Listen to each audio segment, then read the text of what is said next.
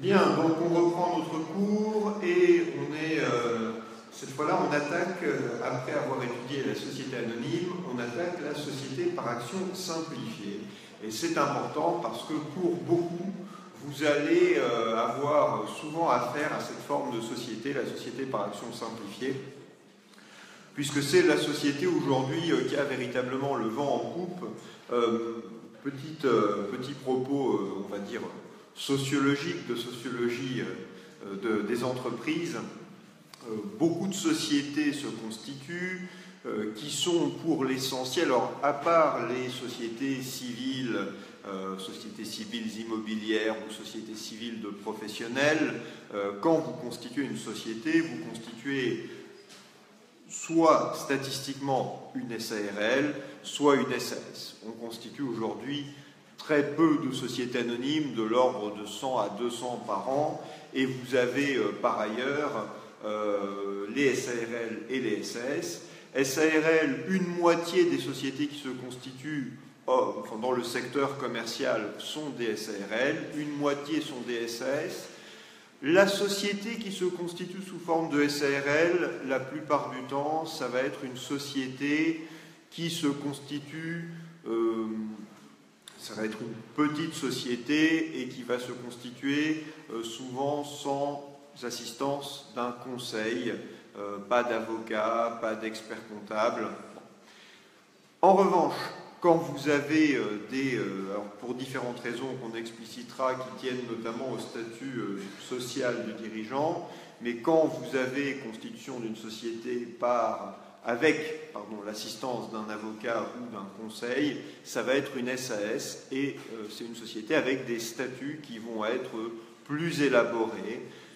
La plupart, même à mon avis, toutes les start-up qui se constituent aujourd'hui se constituent sous forme de SAS et souvent, encore une fois, quand un avocat conseille la constitution d'une société, il va proposer de faire une SAS. Donc c'est une société qui est utilisée très fréquemment, qui a remplacé souvent la société anonyme. Il y a un avantage, par exemple, qu'on peut donner, on ne fait pas beaucoup de fiscalité ici, et c'est un tort, mais en réalité, on a déjà tellement de choses à voir que faire en même temps le droit privé et la fiscalité, ça compliquerait les choses. Mais la fiscalité est importante, et un des attraits des sociétés par action, sociétés anonymes ou SAS, c'est que quand vous cédez vos parts de SARL, vous avez un droit d'enregistrement qui est plus important que quand vous cédez vos actions de société par action simplifiée. Alors, la manière de calculer ces choses-là a varié au fil des temps, mais c'est 3% avec un abattement pour les parts de SARL et c'est 0,1% de droit d'enregistrement pour les actions de SAS ou société anonyme. Voilà, donc ça peut être un avantage à prendre en considération d'avoir non pas une SARL, mais une société par action. Et si vous devez choisir une société par action, est-ce que vous préférez une SA avec forcément un commissaire aux comptes, avec un conseil d'administration, avec une organisation légale figée, ou est-ce que vous préférez une SAS plus souple? Eh bien, ça peut faire partie des éléments qui font qu'on va aller vers la SAS. Donc voilà, très rapidement, quelques-unes des raisons du succès de la SAS.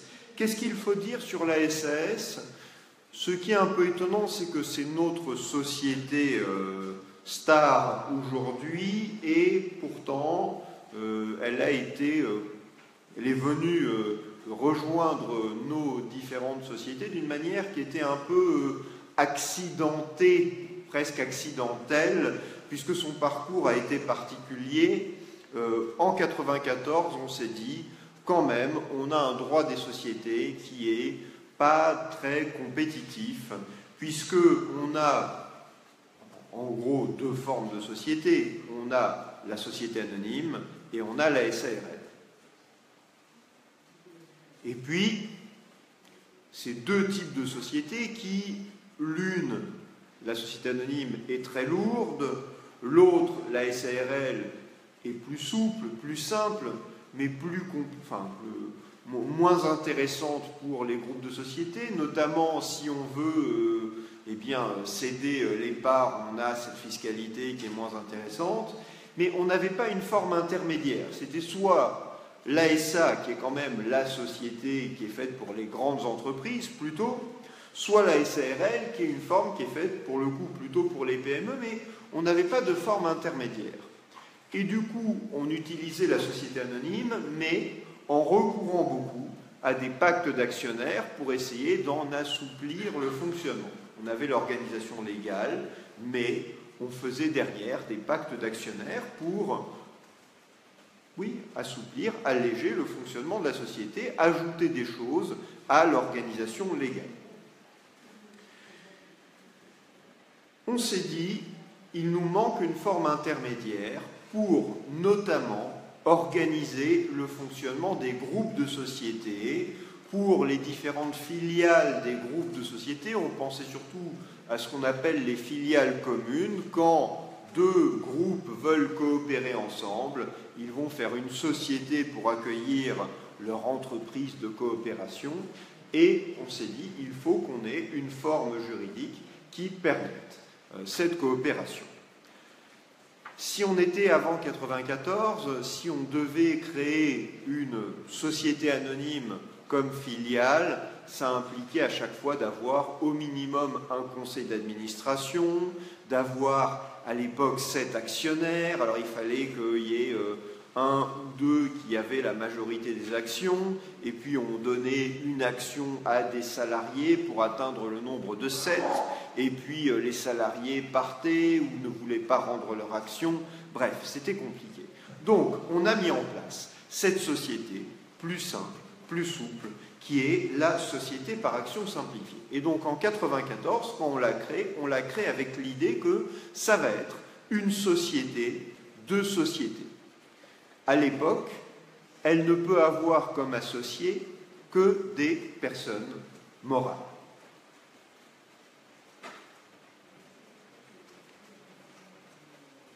Et encore pas n'importe quelle personne morale. À l'époque, ce sont des sociétés de grande taille. J'y reviendrai, mais en tous les cas, à l'époque, c'est vraiment une société de sociétés. Et puis, en 1999, un peu par accident, on vote une loi sur l'innovation scientifique, et puis on se dit que, lors des débats parlementaires, on se dit, mais au fait, est-ce qu'on ne voudrait pas étendre cette structure qu'est la SAS, est-ce qu'on ne voudrait pas permettre qu'elle soit utilisée par nos sociétés qui travaillent dans les domaines scientifiques, technologiques? Et donc, on ouvre complètement, en 1999, la SAS, et elle devient une société qui est ouverte à toute personne physique ou morale. En même temps, on dit que ce ne sont plus que... Enfin, c'est fini l'époque où c'était seulement des sociétés qui pouvaient être associées. Ça devient aussi des personnes physiques. Et ça peut être aussi une seule personne, physique ou morale. Donc, on permet, en 1999, ce que l'on appelle la SASU, SAS unipersonnelle, qui est une SAS à un seul associé. Ça n'est pas une forme sociale différente, mais c'est une SAS qui, sur certains points, obéit à des règles différentes. Qu'est-ce qu'il faut dire encore sur la SAS dans ces propos introductifs? Il faut dire que la SAS, c'est une société qui est à mi-chemin entre les sociétés de capitaux et les sociétés de personnes.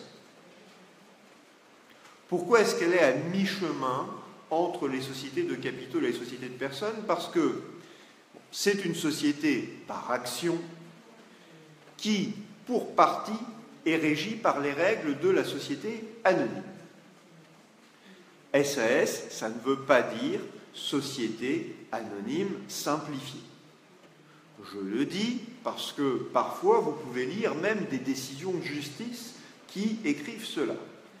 SA, société anonyme, SAS, société anonyme simplifiée. Non, c'est société par action simplifiée, mais à la décharge de ceux qui se trompent, il faut quand même rappeler qu'une partie des règles de la SA s'applique à la SAS. Mais c'est une société par action simplifiée. On applique quoi comme règle à la SAS, parmi les règles de la SA? On applique en principe les règles. C'est pas évident, hein, enfin, ça a l'air simple quand on lit les textes, mais c'est pas évident. L'idée, c'est qu'on applique à la SAS les règles de la SA, mais avec deux facteurs supplémentaires. Premièrement, on n'applique pas les règles sur conseil d'administration, directoire, conseil de surveillance et assemblée d'actionnaires. Ça, c'est des choses qui vont être organisées par des règles propres à la SAS. Et puis, on applique les règles spéciales prévues par les articles L227-1 et suivants. Donc, il y a une vingtaine d'articles L227-1 et suivants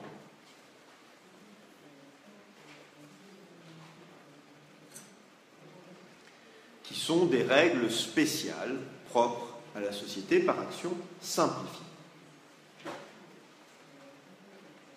C'est une société, je le disais, qui est à mi-chemin entre société de capitaux et société de personnes. C'est une société par action, c'est une société à responsabilité limitée. C'est une société, là on était plutôt dans le côté société de capitaux, c'est une société où la personnalité des associés compte. Je prends un exemple. Pour certaines clauses, la loi demande expressément l'unanimité. Pour adopter ou modifier certaines clauses, il faut l'unanimité. Ça veut dire que si vous avez plus que quelques associés, vous ne pourrez pas, en pratique, faire ce type de décision parce que quand vous avez un certain nombre d'associés, vous n'atteignez jamais, à partir d'un certain stade, l'unanimité. Et puis, il y a un mot que je n'ai pas encore prononcé, mais qui est très important, c'est le mot de statut.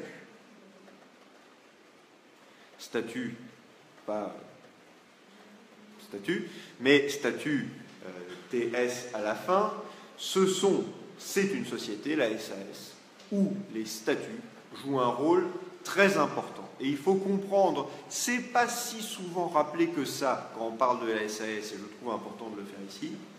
Quand on l'a créé, l'idée c'était de dire les pactes d'actionnaires, c'est compliqué parce que on ne les connaît pas souvent, ils sont inaccessibles aux tiers, ils sont variables, et on s'est dit, on va mettre dans les statuts de la SAS les choses qu'on trouvait précédemment dans les pactes d'actionnaires. Donc, il y a une phrase que j'aime bien, qui est que la SAS devait permettre une remontée des pactes d'actionnaires dans les statuts de la société. Bien.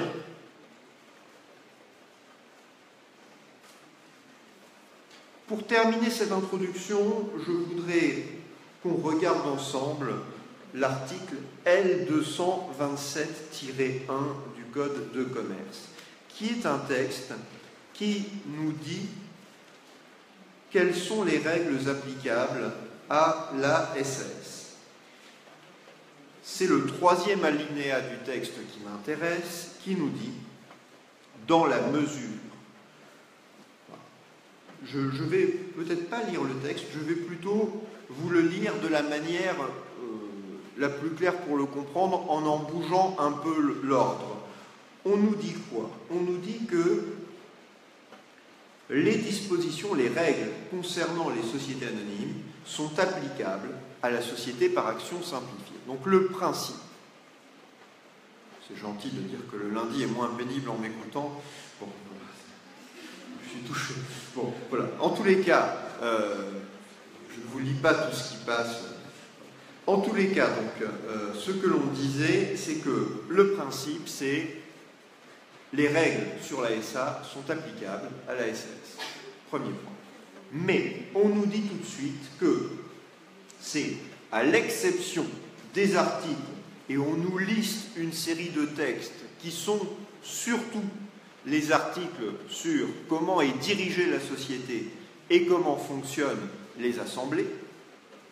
D'accord? Et on nous dit encore que c'est dans la mesure où elles sont compatibles avec les dispositions particulières prévues par le présent chapitre. Donc, quand vous avez des règles sur la société anonyme, elles s'appliquent, mais dans la mesure où elles sont compatibles avec les règles spéciales.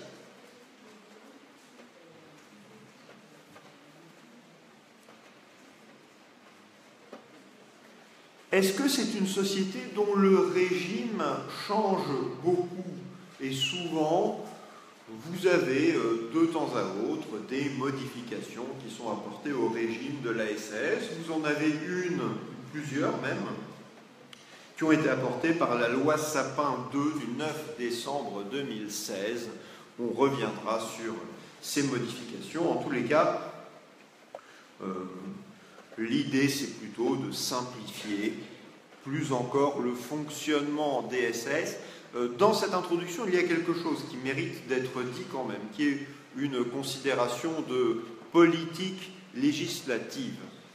La SAS devient très importante par rapport à l'ASA. Mais, on va parler du crowdfunding, on a beaucoup de lois nouvelles qui visent l'ASA et pas la SAS.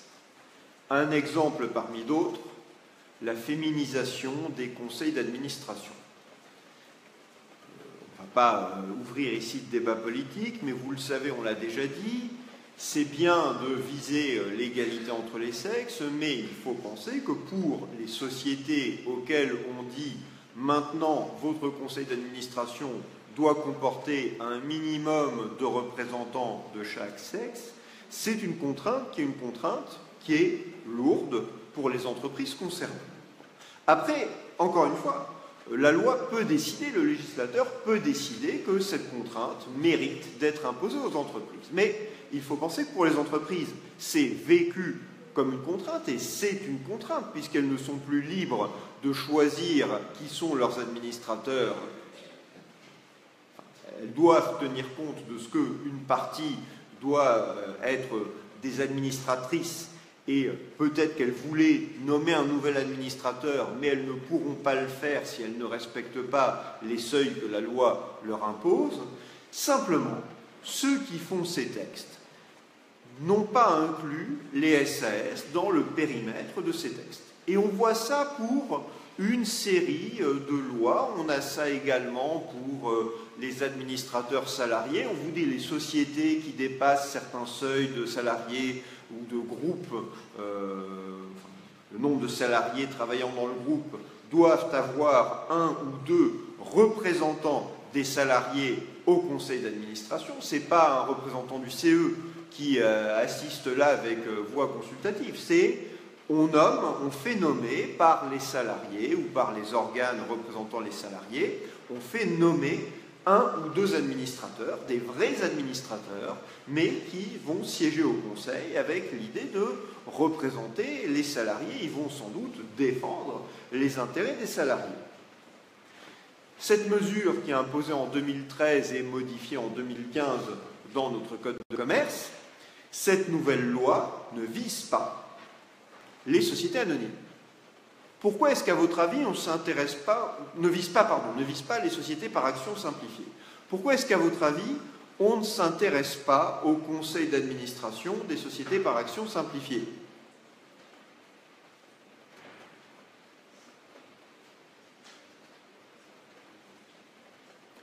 Pour une raison qui est assez simple, c'est qu'elles n'ont pas forcément, on le verra d'ici peu, de conseil d'administration. Elles n'ont pas une organisation légale qui dit qu'elles ont forcément un conseil d'administration. Donc, vous pourriez avoir une SAS qui n'a qu'un président, vous n'allez pas imposer que le président soit à moitié une présidente ou soit une année sur deux une présidente. Voilà. Ça nous fait... c'est un exemple un peu caustique, mais l'idée c'est compliqué, si vous voulez, d'avoir d'appréhender une société, de viser ses organes de direction quand ils sont très variables. Et le résultat, eh bien, c'est que le législateur n'appréhende pas la SAS. Et donc vous avez des sociétés qui vont changer de forme sociale juste pour se soustraire à des contraintes qui ne visent que la SA. Voilà. Donc ça fait partie aussi des raisons qui expliquent le succès de la SAS. Est-ce que les nouvelles lois devraient viser le conseil d'administration ou l'organe équivalent dans les sociétés par action simplifiée? Je ne sais pas. En tous les cas, pour le moment, on a l'impression, parfois, en lisant les nouvelles lois, que le législateur ne sait pas que la SAS existe, ou peut-être qu'il le sait, mais il a choisi de l'ignorer. Et du coup, ça laisse la SAS dans une zone moins contrôlée, et comme l'un d'entre vous l'écrit, ça veut dire effectivement moins de protection pour les minorités et moins d'encadrement sur la manière dont les décisions sont prises, mais c'est quand même l'idée, et ça sera mes derniers mots d'introduction, c'est une société qui est une société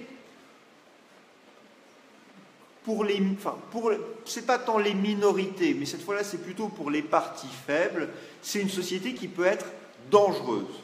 C'est une société qui peut être dangereuse parce que comme les statuts jouent un rôle très important dans la SAS, il peut y avoir des clauses dans les statuts de la SAS qui sont des clauses brutales, qui sont des clauses dures.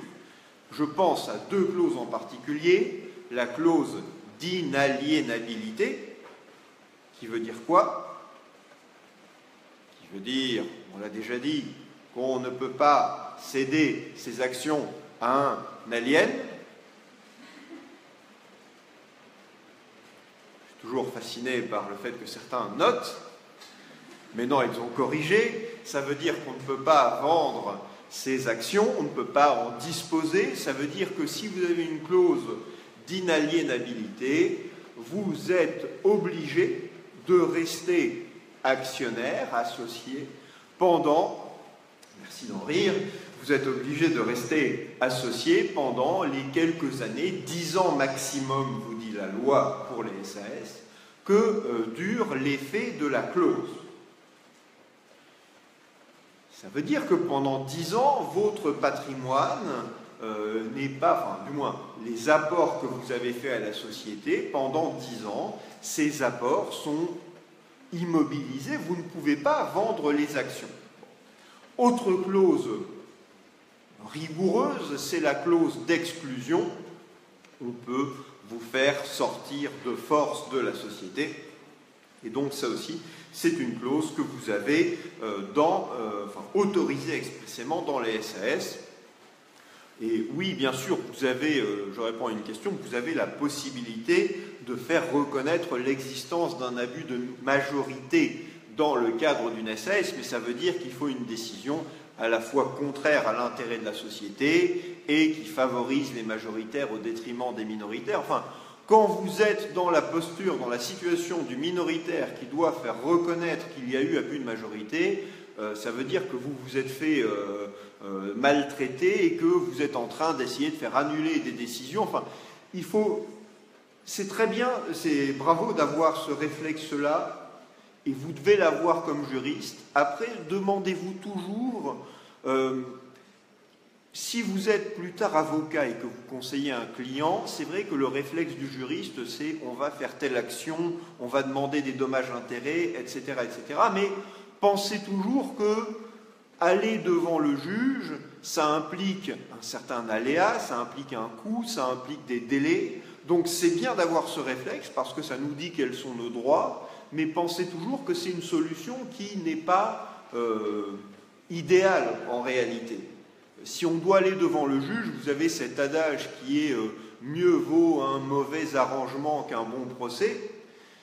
Et c'est vrai, mieux vaut qu'on se mette d'accord. C'est bien de pouvoir dire nos droits, c'est ça, et on est capable d'aller devant le juge pour faire reconnaître un abus de majorité. Mais mieux vaut le dire et que l'autre partie dise « oui, c'est vrai, donc je ne vous impose pas ceci ou cela en tant que majoritaire », plutôt que de lui laisser voter la chose pour après nous saisir un juge et peut-être dans 6 mois ou 1 an avoir une décision de première instance qui va annuler la décision qui nous portait préjudice, sachant que pendant ce temps ils ont peut-être vidé la société ou fait d'autres choses et que nous on a dû payer entre-temps un avocat, attendre, passer pour le minoritaire agressif, enfin voilà. Bien, donc on va voir, j'insiste bien là-dessus, sur le fait que c'est une société qui est une société qui peut présenter des dangers pour les associés, et ça explique un certain nombre de règles, notamment, on va y venir très vite, le fait que pour transformer une société existante en SAS, il faut une décision prise à l'unanimité.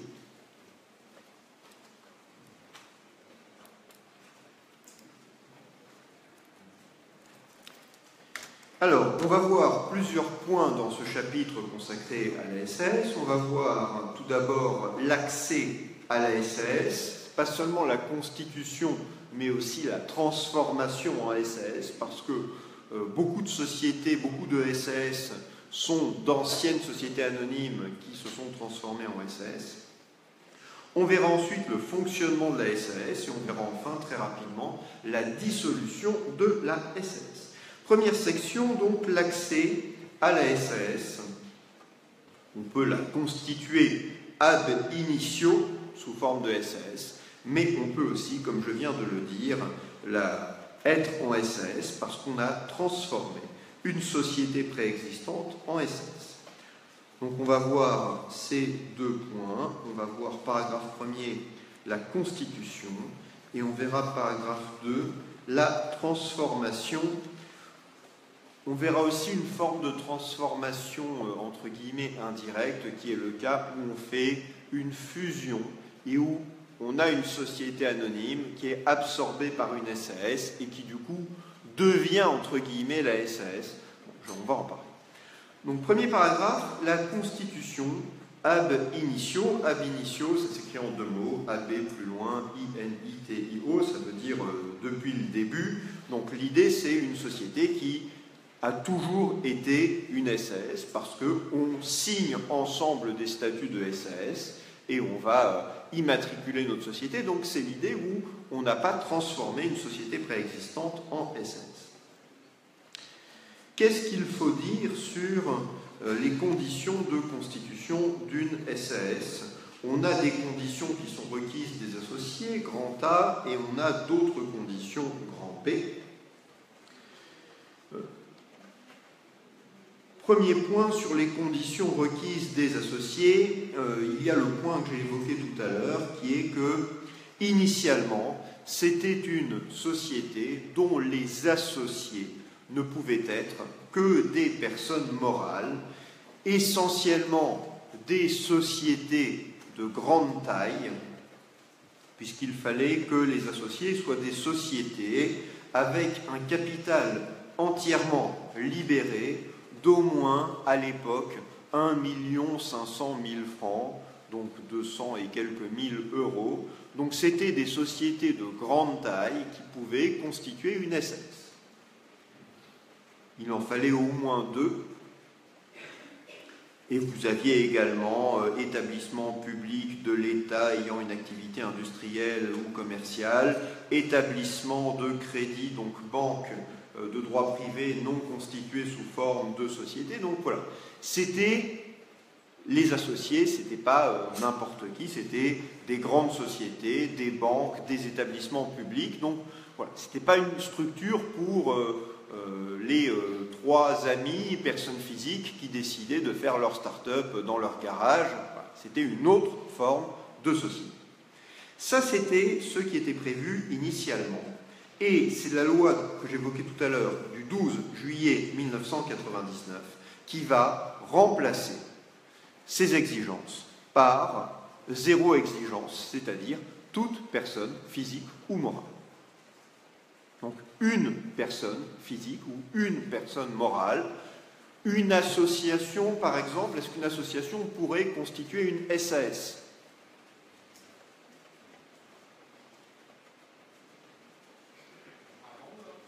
Avant ou après? Bien sûr, après la loi de 99. Avant, ça marcherait que si notre association était un établissement de crédit de droit privé non constitué sous forme de société. Pas sûr qu'une association de loi de 1901 y arrive. Oui. Non mais après, ne nous intéressons pas à la période 94-99, mais aujourd'hui, est-ce que M. Weiss, pour l'association des étudiants maltraités par leurs professeurs d'amphi, est-ce que vous pouvez, association qui doit réunir, j'imagine, de nombreuses personnes, vous, mais aussi ceux que j'avais vus sur des vidéos qu'on obligeait à chanter dans leur amphithéâtre parce qu'ils étaient arrivés en retard, traitement limite proche de l'inhumain et en tous les cas du dégradant, est-ce que vous, rassemblant cette population dans une association, est-ce que vous pourriez financer vos activités en constituant une SAS dont l'association loi de 1901 serait l'associé unique?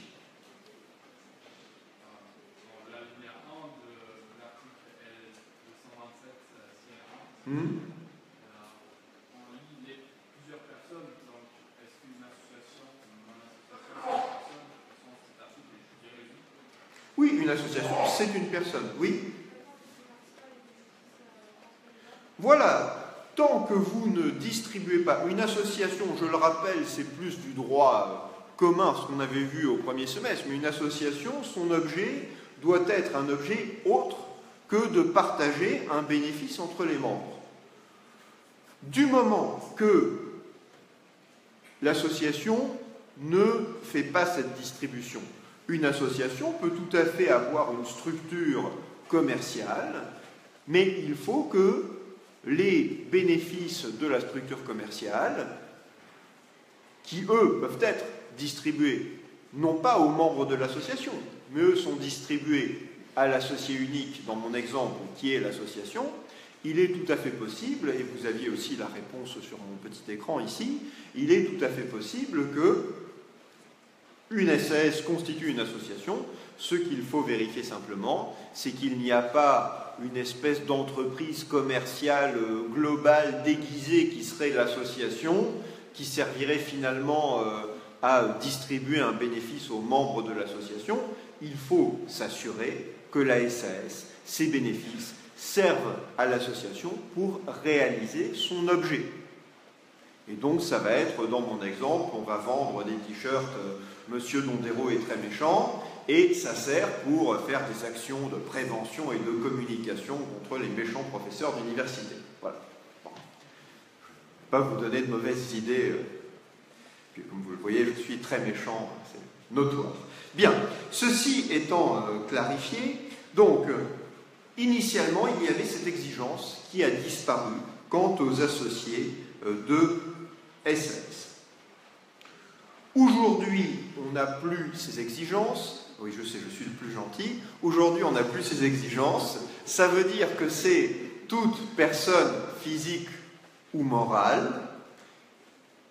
Est-ce qu'un enfant de 3 ans peut constituer sa SAS?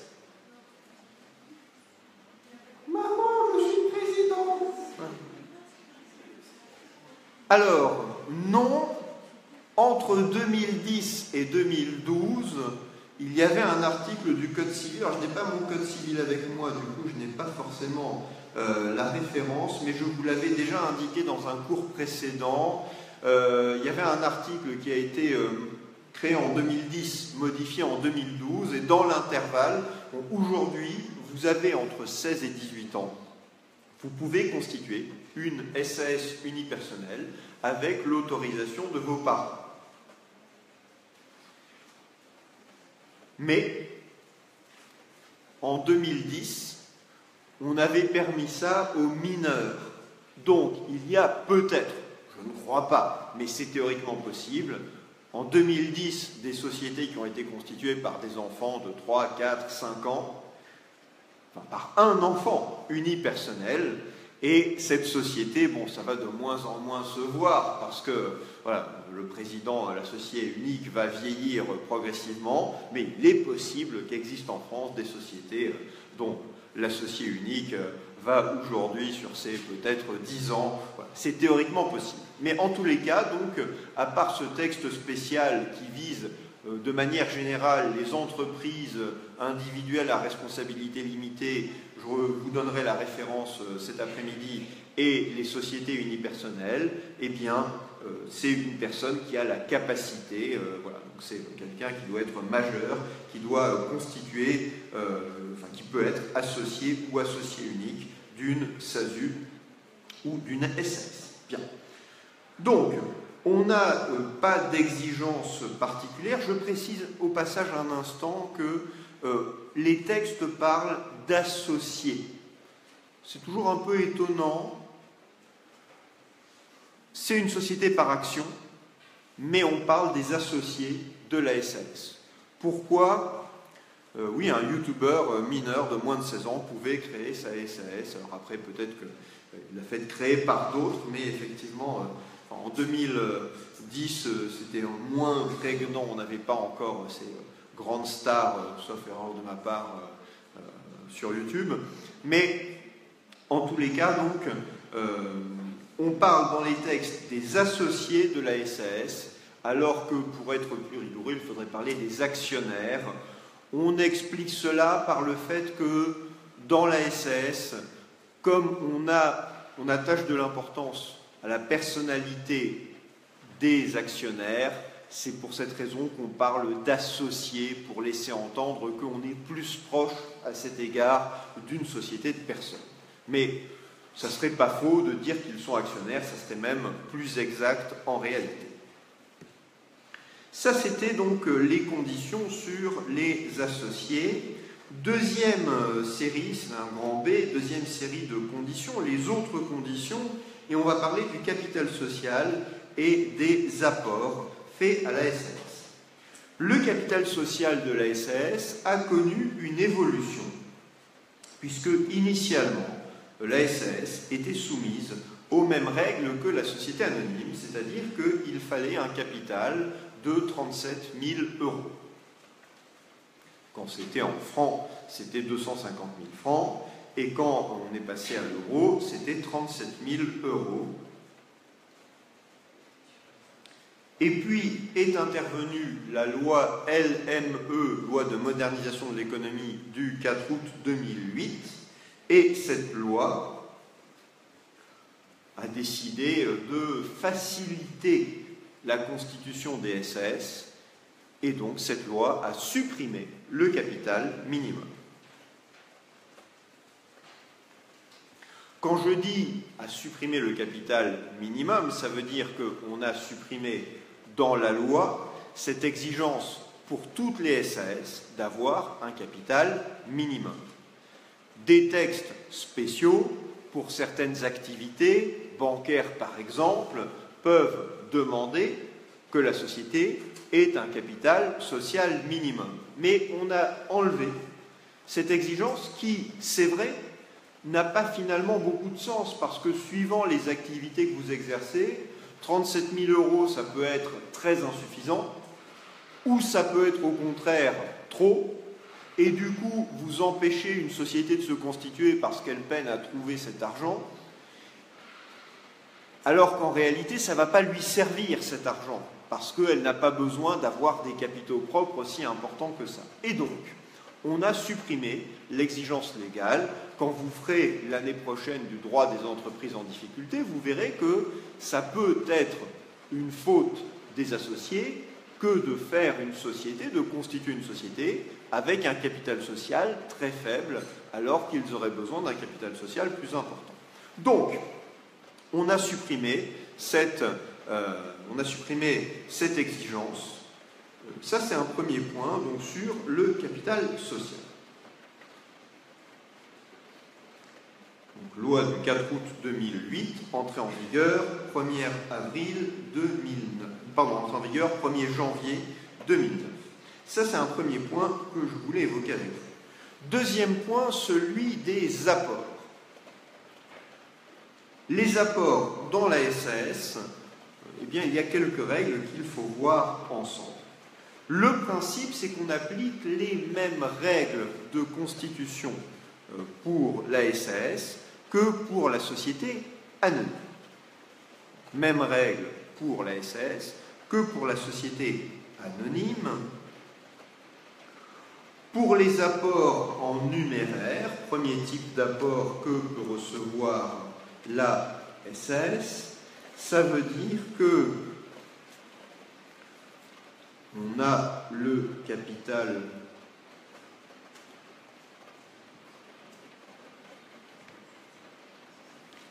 on doit faire des apports, on doit souscrire la totalité des actions, et puis, par application de l'article L225-3, on vous dit les actions de numéraire sont libérées lors de la souscription de la moitié au moins de leur valeur nominale.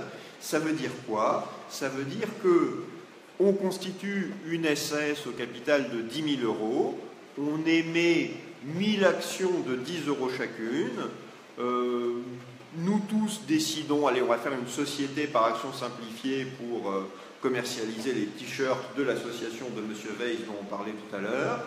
Capital social 10 000 €, les gens se battent pour souscrire des actions, vous achetez tous des actions, donc vous souscrivez tous, vous signez tous les statuts et vous indiquez le nombre d'actions que vous prenez, que vous souscrivez, et il faut faire un petit chèque. Et ce chèque, il est d'au moins la moitié des apports. Donc il faut que l'on ait au moins 5 000 € qui soient sur un compte en même temps que... Alors on n'a pas encore immatriculé la société, mais pour l'immatriculer, il faudra vérifier qu'on a au moins 5 000 € qui ont été versés par les associés lorsqu'ils ont souscrit. Bien. Donc on est prêt avec notre société, ici avec ses apports en numéraire, et par application de l'article L225-3 du Code de commerce, texte sur la société anonyme qui s'applique à la SAS, eh bien, on a cette même exigence d'avoir une libération immédiate de la moitié au moins, le reste étant dans les 5 ans. Ça, c'est un premier point. Deuxième type d'apport, les apports en nature. Les apports en nature, en principe, M. Weiss écrit une erreur, je vois. Dans les autres sociétés de capitaux, on ne peut pas faire un apport en industrie. Ah oui, non, pardon, c'est moi qui le dis. Voilà, parce que, comme je suis fâché avec votre association qui est faite contre moi, dans mon exemple, voilà. Alors, c'est vrai, dans les autres... Mais je ne suis pas encore, pas si vite. Or, je ne suis pas encore aux apports en industrie, je suis aux apports en nature. Donc, on en est à l'apport d'un bien. En principe, on applique les mêmes règles, les règles sur la SA qu'on applique au SAS. Donc, ça veut dire que si on fait l'apport d'un bien, un immeuble, un fonds de commerce, un brevet, des actions d'une autre société, il faut quoi comme formalité à respecter? Oui? Il faut recourir à un commissaire aux apports, puisqu'on est dans une société de capitaux à responsabilité limitée. Il faut qu'un commissaire aux apports, donc c'est l'application de l'article L225-8, on nous dit en cas d'apport en nature, comme au cas de stipulation d'avantages particuliers, un ou plusieurs commissaires aux apports sont désignés à l'unanimité des fondateurs ou à défaut par décision de justice à la demande des fondateurs ou de l'un d'entre eux. Ils apprécient sous leur responsabilité la valeur des apports, le rapport déposé au greffe avec le projet de statut est tenu, etc. Et on nous dit que l'Assemblée générale, alors c'est pour les SAI qui se constituent avec une offre au public d'instruments financiers, mais on dit que les associés vont apprécier la valeur des apports en nature, etc., etc.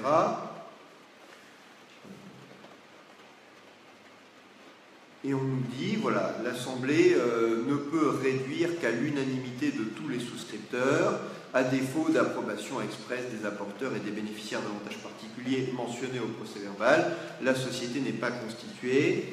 Et quand on est dans la société qui se constitue sans appel, sans offre publique d'instruments financiers, on nous dit les statuts contiennent l'évaluation des apports en nature, il y est procédé au vu d'un rapport annexé au statut et établi sous sa responsabilité par un commissaire aux apports. Voilà. Donc ça, c'est sur le commissaire aux apports.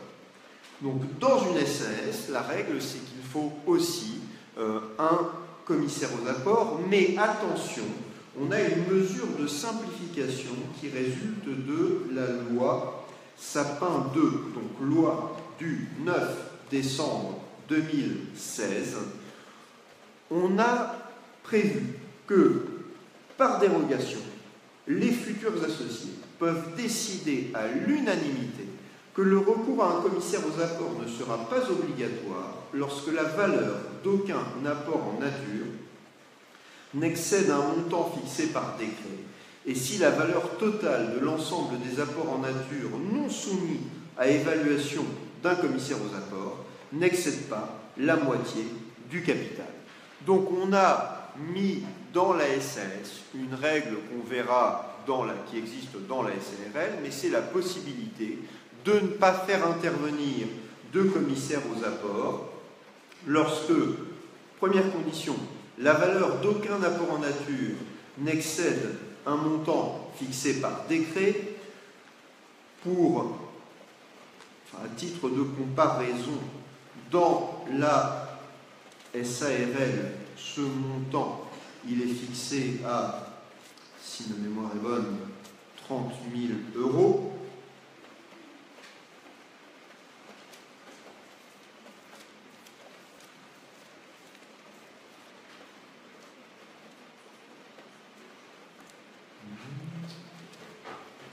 J'arrive.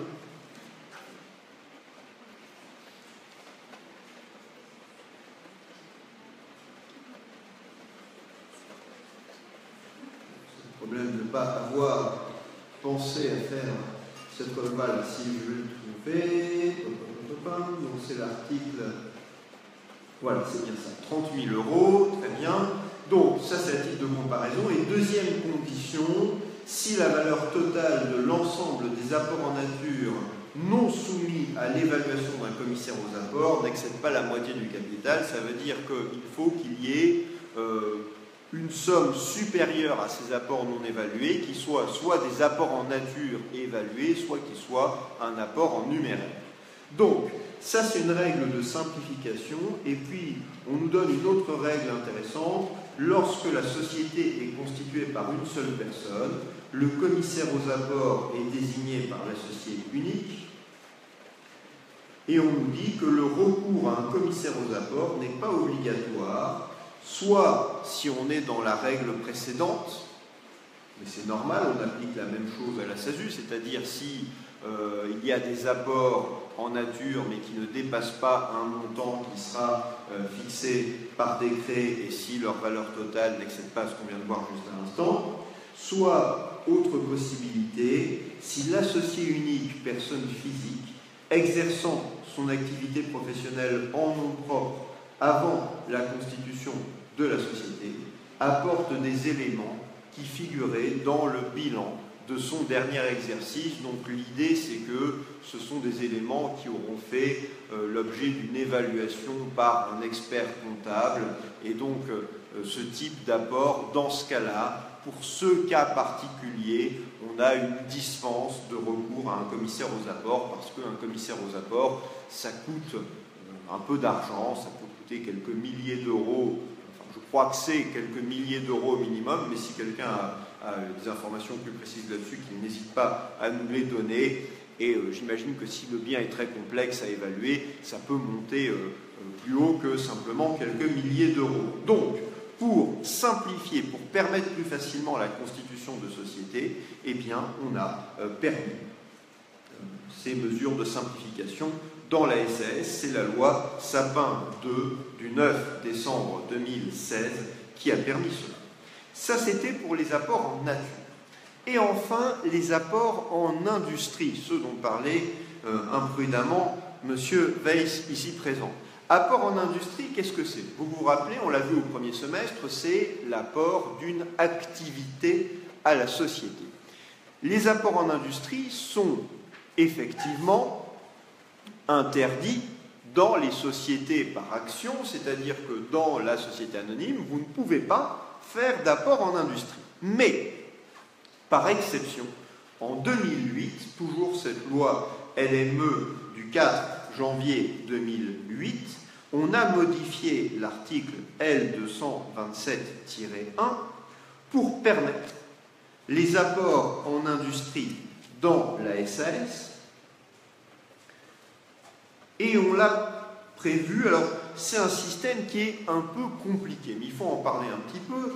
Pourquoi est-ce qu'on a prévu ça? Parce qu'on s'est dit, dans les SAS, qui sont souvent des start-up, vous avez des personnes dont l'apport à la société, c'est l'apport de leur activité, de leur innovation, mais pas de leur argent. Donc, ce n'est pas ou pas de biens qui soient des biens saisissables par les créanciers.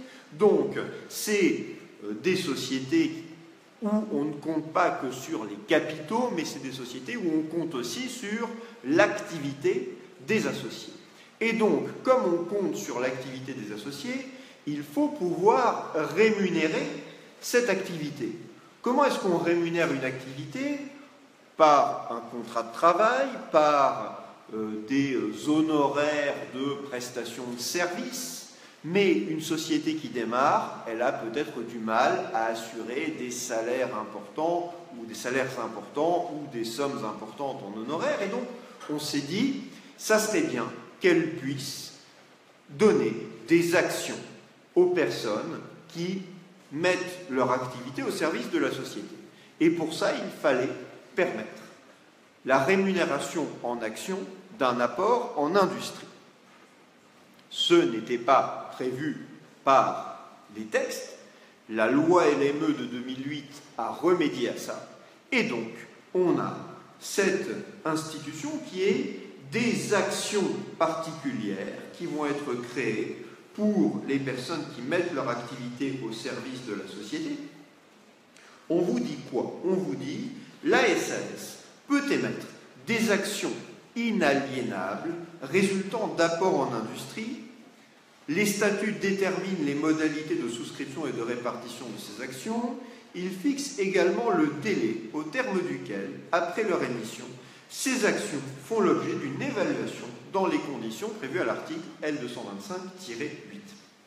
Ça veut dire quoi? Ça veut dire que vous allez faire venir un commissaire aux apports pour qu'il évalue, dans un délai qui est indiqué par les statuts, la valeur. Alors on nous dit la valeur telle que c'est écrit, c'est ces actions font l'objet d'une évaluation. En réalité, ce n'est pas les actions qui doivent être évaluées, c'est l'apport. On fait une SAS.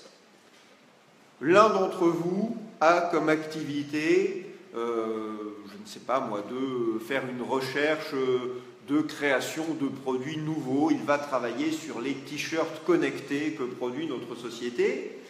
On pourrait le payer pour ça, mais on est une société nouvellement constituée, on n'a pas beaucoup d'argent, et c'est une activité qui en même temps est importante. Et on n'a pas envie juste de payer quelqu'un en vacation, entre guillemets, pour ça. On veut payer quelqu'un qui s'investisse vraiment comme si c'était sa propre entreprise. Eh bien, on va demander à cette personne d'être notre associé. Donc, elle apporte son activité de création, d'inventivité, et nous, on émet des actions pour rémunérer ça. Il faut qu'on détermine dans les statuts combien d'actions on émet. Si c'est très important, peut-être que cette personne va avoir des droits de vote qui vont faire d'elle l'actionnaire majoritaire de la société. Ou peut-être qu'elle va rester très minoritaire. C'est les statuts qui décident ça. Et les statuts que tout le monde va devoir signer. Donc si la personne ne veut pas le nombre d'actions qu'on lui propose, eh bien elle n'acceptera pas et tant pis, elle ne sera pas notre associée. Mais on va dire dans les statuts que dans 3 ans, par exemple, il y aura une évaluation de son apport qui sera faite par un commissaire aux apports, et même si ça n'est pas dit de manière claire par les textes, on nous dit que ces actions font l'objet d'une évaluation, il faut penser que les statuts doivent aussi prévoir que si jamais l'apport est évalué à une valeur moindre que ce qu'on avait prévu, peut-être que l'apporteur va devoir rendre une partie de ses actions, ou qu'on va les annuler, et peut-être aussi qu'on va lui créer des actions supplémentaires parce qu'on va se rendre compte que son activité a une valeur bien plus grande que ceux qu'on avait envisagés initialement. Donc on renvoie au statut pour la manière dont on va procéder à cette évaluation, mais on a mis dans la loi le principe d'une évaluation. Ce qui est important aussi, c'est qu'on nous dit que ce sont des actions inaliénables. Donc ce sont des actions qu'on ne pourra jamais vendre. Celui qui est apporteur en industrie, il a des actions, mais quand il va mourir, ses héritiers ne vont pas recevoir ses actions. S'il quitte la société, il ne vend pas ses actions. On ne sait pas, ces actions seront sans doute annulées, mais en tous les cas, elles ne peuvent pas être cédées. Est-ce qu'il aura droit à une indemnité ?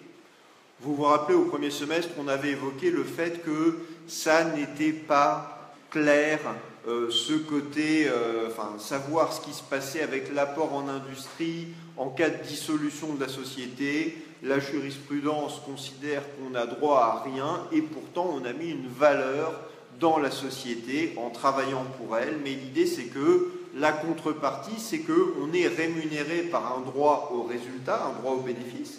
Mais en même temps, ce qui est un peu perturbant, c'est que le droit au résultat, ce n'est pas la restitution de l'apport. Donc c'est un peu étonnant, mais c'est la solution qui est retenue en jurisprudence. Et effectivement, oui, Monsieur Weiss, pour répondre à votre question, ça peut être compliqué pour un commissaire d'évaluer la valeur d'une activité, mais bon, voilà, après, c'est leur métier aussi, hein, ils vont évaluer ce que votre activité a fourni, en quoi votre activité a permis le développement de la société. Donc, encore une fois, c'est des professionnels dont c'est le métier et qui ont leurs organisations professionnelles, peuvent d'ailleurs développer des bonnes pratiques et des méthodes sur le sujet pour permettre cette évaluation. Bien. Donc ça, c'était sur les 3 types d'apports et on était dans la constitution. Deuxième hypothèse, la transformation, et on va voir à la fois la transformation stricto sensu et l'hypothèse de la fusion qui voit une SAS absorber une autre société. Je suis désolé, je vois que vous avez tous très froid, moi aussi, mais voilà, si je ne suis malheureusement pas, j'ai un tout petit chauffage derrière moi, je peux monter un peu, mais je ne suis pas sûr que vous, à 40 mètres, vous soyez très réchauffé de cette manière. Je signalerai la chose. Première hypothèse, transformation. On demande, c'est l'article L227-3, et l'un d'entre vous évoquait une contradiction avec L227-1. On peut approfondir ça, mais moi je ne vois pas pour le coup de contradiction. C'est une règle, simplement on nous dit la décision de transformation en SAS est prise à l'unanimité des associés.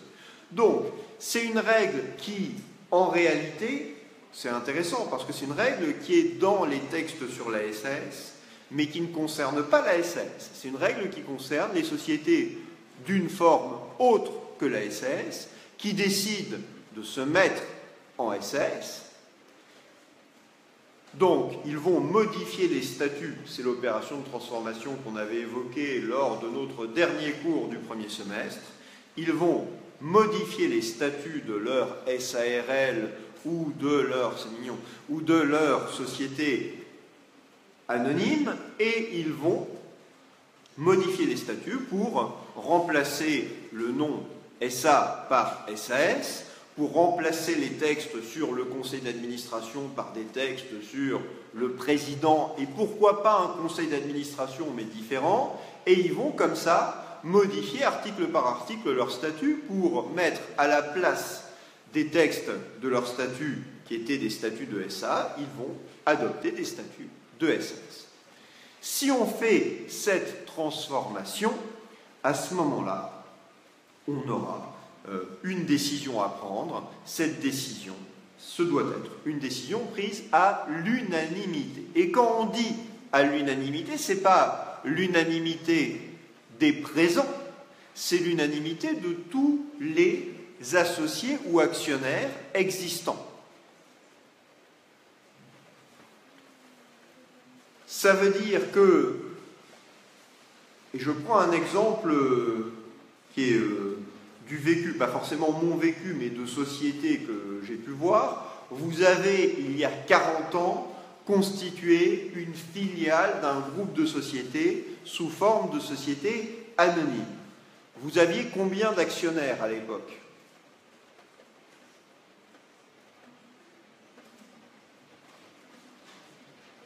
7. À l'époque, vous aviez 7 actionnaires.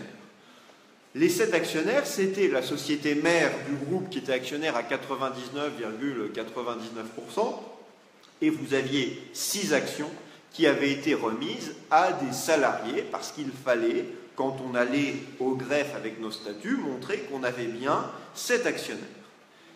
Aujourd'hui, on se dit, il y en a un peu marre de la société anonyme, on va faire une société par action simplifiée. Donc on va transformer cette filiale en SAS. La société mère existe toujours, mais il faut qu'on retrouve les 6 actionnaires salariés d'il y a 40 ans, qu'on a convoqués chaque année aux assemblées, mais qui ne venaient pas parce qu'en réalité, on s'en moquait. On avait, avec 99 et quelques pourcents, la majorité pour prendre toutes les décisions, et ils n'étaient là, ils ne se sont peut-être jamais intéressés même au fait qu'ils avaient cette action. Pour eux, l'action qu'on leur avait donnée, c'était juste parce qu'il fallait signer un papier à l'époque pour constituer la société. Si on veut transformer aujourd'hui la société en société par action simplifiée, il faut retrouver ces actionnaires pour leur demander, eh bien, de voter en faveur de cette transformation. Et peut-être qu'on a perdu la trace de certains d'entre eux, peut-être que l'un d'eux a été licencié, mais est parti avec son action et il va nous le faire chèrement payer, et ainsi de suite. Donc, il faut avoir l'unanimité, et encore une fois, ce n'est pas l'unanimité des présents, c'est l'unanimité des parts ou des actions ou des droits de vote existants. D'accord ? Ça, c'est un premier point important.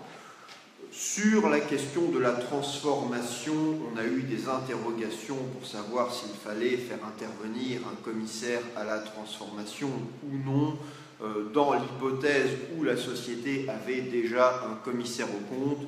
Je passe rapidement là-dessus. La réponse qui a été donnée, c'est que quand la société qui se transforme a déjà un commissaire aux comptes, elle n'a pas besoin de faire intervenir un commissaire à la transformation. C'est une modification du texte de l'article L224-3. Dernière hypothèse, dernier point que je voulais voir avec vous, c'est celui de la fusion, puisque vous avez, si vous transformez, on vous dit qu'il faut l'unanimité, certains ont pu être tentés de parvenir au statut. Alors quand je réponds à une question, en cas de refus d'un associé, peut-on l'exclure si les statuts le prévoient ?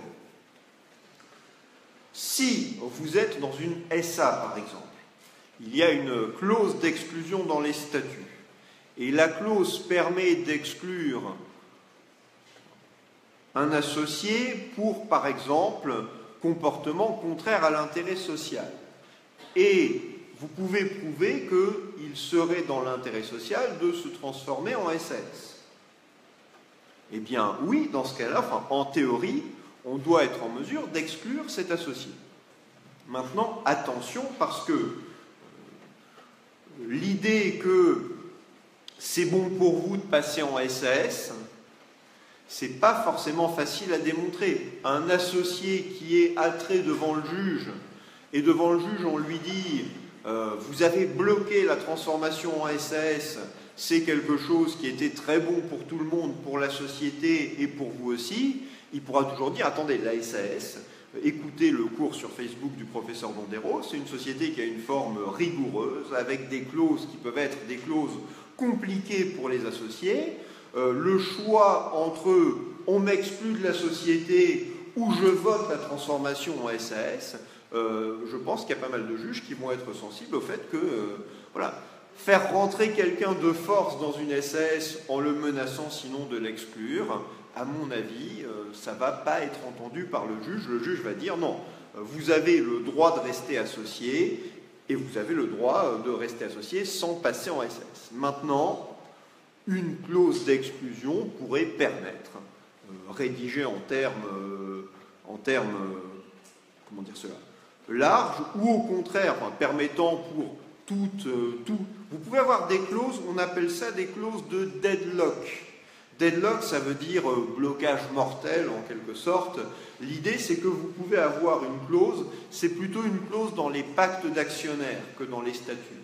Mais vous pouvez avoir une clause qui dit que, en cas de désaccord prolongé entre les actionnaires, on peut racheter de force les actions, par exemple, de celui qui a le moins d'actions ou de celui qui s'oppose à une décision importante. Et donc, vous pourriez avoir une clause d'exclusion qui permet ce genre de choses.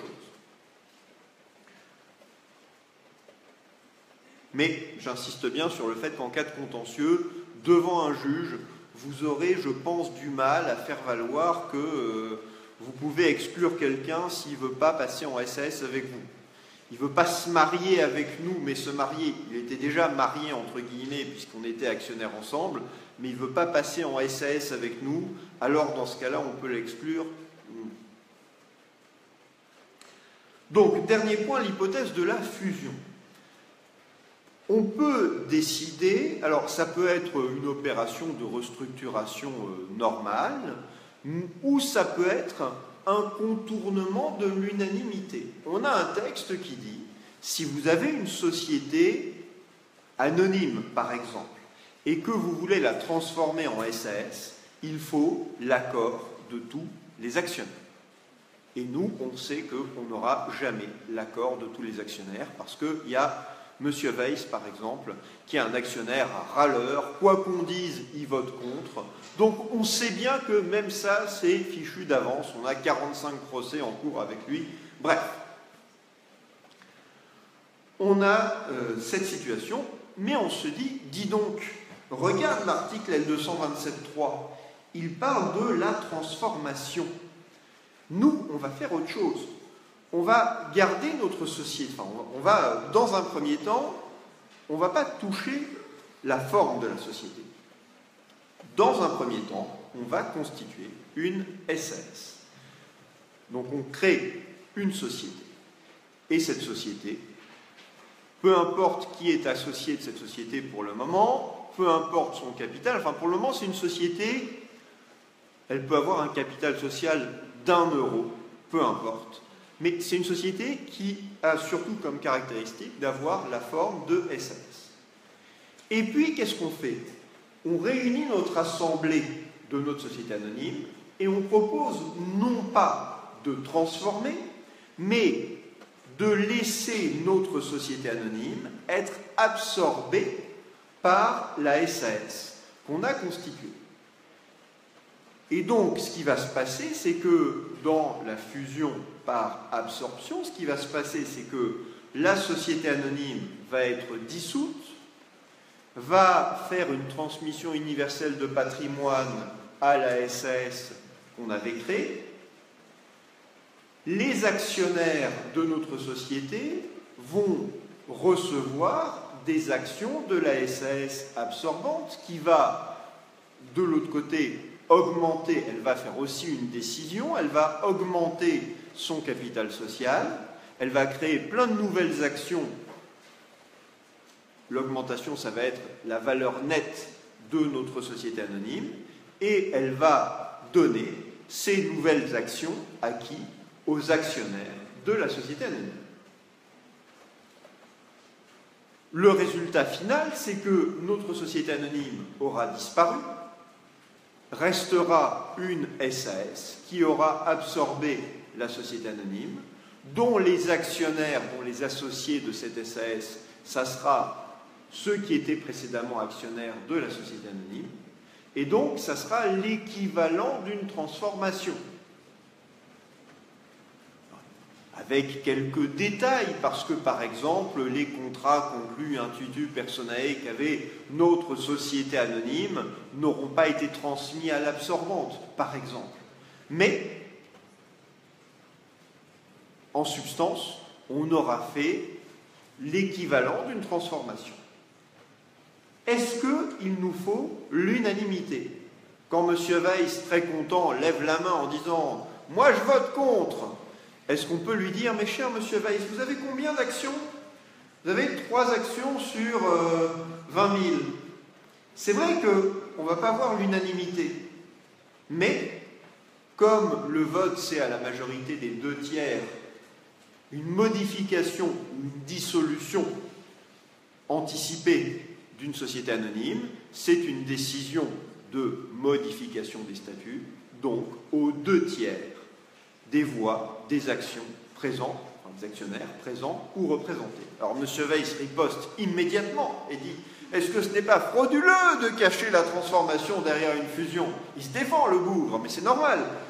Et là, on pourra lui dire « Non, parce qu'on va vous montrer que l'opération... » Alors, c'est sûr que si on a constitué quelques jours avant une société coquille au capital d'1 €, oui, ça va être compliqué de montrer que ce n'est pas une fraude. On va dire, bah oui, on a fait ça parce qu'on s'est dit que plutôt qu'une transformation, c'était mieux de passer par une société nouvelle, elle est pure, elle est vierge. Bon, on ne va pas être très convaincant.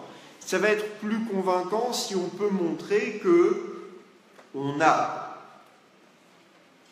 plusieurs sociétés qui vont transmettre leur patrimoine à une société nouvelle qui se trouve être une société par action simplifiée, là, l'opération a plus de sens. Ou si, mieux, si la SAS a déjà une activité. Et finalement, on rassemble 2 activités et on va les rassembler dans la forme la plus adaptée qui va se trouver être la SAS. Mais dans l'exemple que j'ai pris, c'est vrai qu'on se dit, il y a peut-être une fraude.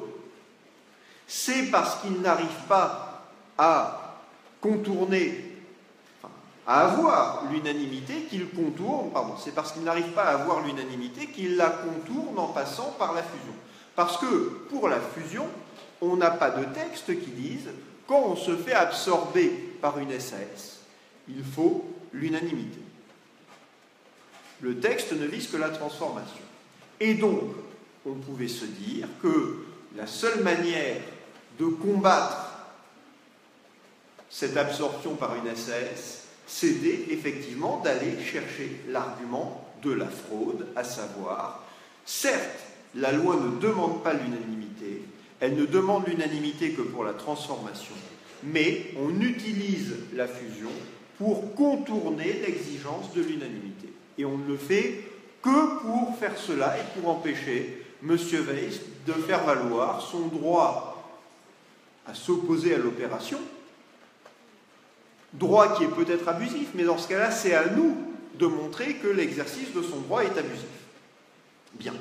Donc, normalement, la réponse de la jurisprudence aurait dû être de dire, sauf fraude, la réponse de la jurisprudence aurait dû être de dire, il y a le cas de la fraude, mais comme la loi ne vise que la transformation et pas la fusion, eh bien, vous n'avez pas besoin de l'unanimité pour décider que votre société va être absorbée par une SAS.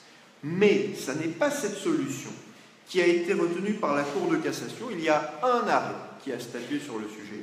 Chambre commerciale de la Cour de cassation, 19 décembre 2006. Vous l'avez en résumé dans le code sous l'article L227-3.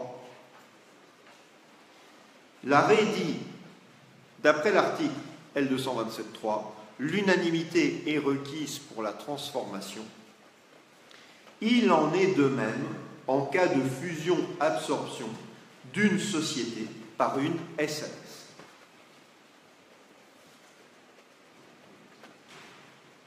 Et ça, la Cour de cassation le dit en ajoutant au texte ce qu'il ne dit pas. Le texte dit la transformation, c'est la Cour de cassation qui fait dire au texte quelque chose en plus en disant que, pour elle, il faut l'unanimité aussi quand on est absorbé par une SAS. Bon, on peut considérer que c'est pour protéger les actionnaires ou les associés d'une société, les minoritaires. On peut considérer que c'est pour réparer une malfaçon, un oubli du législateur. On peut aussi se dire que ce n'est pas très bon pour la sécurité juridique d'avoir ce genre de règle qui est posée, parce que du coup, il y a peut-être un certain nombre d'opérations de fusion qui étaient intervenues, qui se sont trouvées atteintes de nullité, parce qu'on ne savait pas, mais la jurisprudence nous fait découvrir qu'il fallait une décision unanime.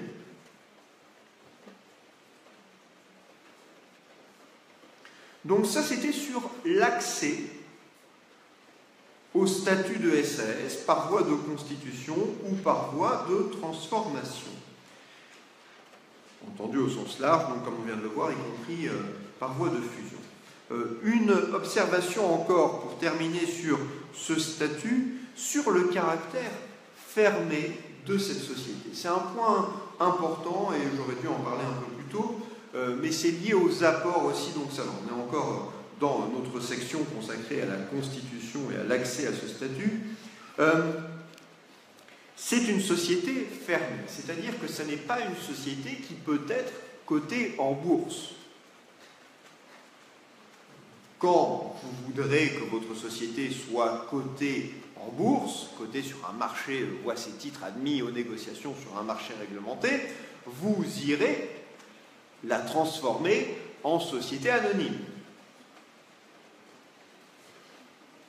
C'est une société fermée parce que c'est une société qui permet la coopération entre des associés, c'est une société qui permet la constitution d'une start-up, mais ce n'est pas une société qui permet à une société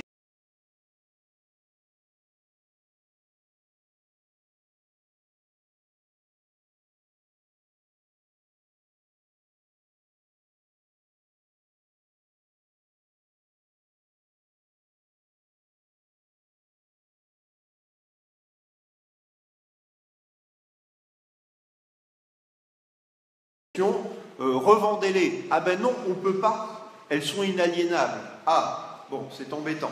En tous les cas, c'est une société qui est de type, qui est une société fermée. Et ça va aussi avec l'idée que la personnalité des associés est importante. Mais c'est une société qui s'ouvre progressivement. Alors, on ne peut pas encore la coter en bourse au sens voir ses actions admises sur un marché réglementé, mais vous avez voilà, on vous dit article L227-2, la société par action simplifiée ne peut procéder à une offre au public de titres financiers ou à l'admission aux négociations sur un marché réglementé de ses actions. Donc les actions ne peuvent pas être cotées sur un marché réglementé et elle ne peut pas faire d'offre au public de titres financiers plus largement. Mais on nous dit, elle peut néanmoins procéder aux offres définies aux 2 et 3 du 1 et au 1 bis et au 2 de l'article L411-2 du Code monétaire et financier. Sans qu'on parte dans le détail de l'article L411-2 du Code monétaire et financier. Ça permet à la SAS de faire notamment du financement, l'un d'entre vous l'évoquait tout à l'heure, du financement par le biais du financement participatif, du crowdfunding, c'est-à-dire que en passant par des sites qui respectent les conditions posées pour le financement participatif, en passant par des intermédiaires qui respectent les conditions posées pour le financement participatif, une SAS peut, alors le plafond actuellement, ça a été modifié par un décret du 28 octobre 2016, il est à 2,5 millions d'euros. Une SAS peut faire un appel au public pour devenir actionnaire de la société. Mais vous le voyez, c'est limité à la fois en termes de montant, c'est limité en termes de, enfin, c'est contraint en termes de procédures à respecter. Et dans cette hypothèse particulière où elle recourt au financement participatif, vous avez l'article L227-2-1 du Code de commerce qui, dans ce cas-là, la soumet à certaines règles et aux règles sur les assemblées d'actionnaires de la société anonyme, essentiellement. Parce que dans ce cas-là, on veut assurer une protection aux personnes qui deviennent associées de la SAS. Et cette protection, elle passe par le fait que les décisions collectives sont prises d'une manière qui est encadrée par la loi. C'est l'article L227-2-1. On vous dit qu'on applique les articles L225, notamment 96 à 98 sur les quorums et les majorités des assemblées de la SA. On vous dit que la convocation des associés est faite dans les formes et délais fixés par décret en Conseil d'État. Et c'est l'article R227-2